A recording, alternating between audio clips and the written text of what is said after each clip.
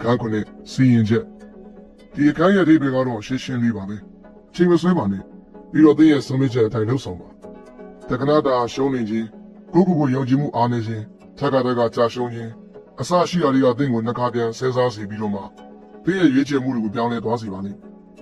ပြဿနာကတော့သင်ရဲ့ဆုံးဖြတ်ချက်တွေကိုခဏပြောင်းလဲနေမယ်ဆိုရင်သင်ကဒီလာသင်ယူဖို့ကိုအားစိုက်ထုံးပြီးတော့မှမဟုတ်ဘဲနဲ့တော့မှအောင်မြင်လာတော့မှမဟုတ်ပါဘူးသင်ရဲ့ရည်မှန်းချက်တွေအောင်မြင်ဖို့ကဆုံးဖြတ်ချက်ခိုင်မာဖို့လိုအပ်ပါတယ်ဘယ်မလို့ရှိတဲ့ဘေးစကားတွေကြောင့်သင်ရဲ့ဆုံးဖြတ်ချက်မရရင်တော့ပါစေနဲ့ဒါပေမဲ့ခေါင်းမာတာမျိုးတော့မဖြစ်ပါစေနဲ့ခေါင်းမာတာမျိုးကြတော့ရည်မှန်းချက်ကိုနှောင့်နှေးစေပါတယ်ဆုံးဖြတ်ချက်ခိုင်မာတဲ့လူတွေကအောင်မြင်မှုကိုရအောင်နိုင်ပါတယ်ဒါပေမဲ့အချိန်ဆွဲတဲ့လူတွေကတော့တော့မှအောင်မြင်မှာမဟုတ်ပါဘူး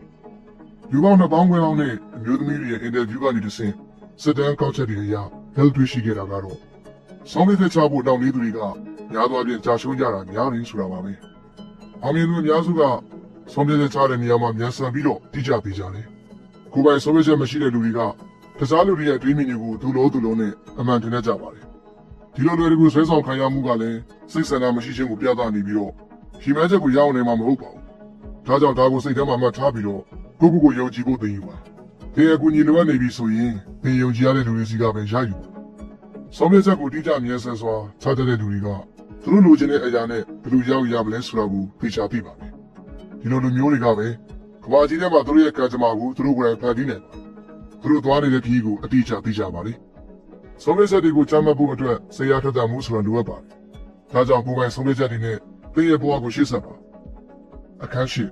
စဉ်းစားမပြတ်လုပ်ကံခြင်းဆိုတာကတော့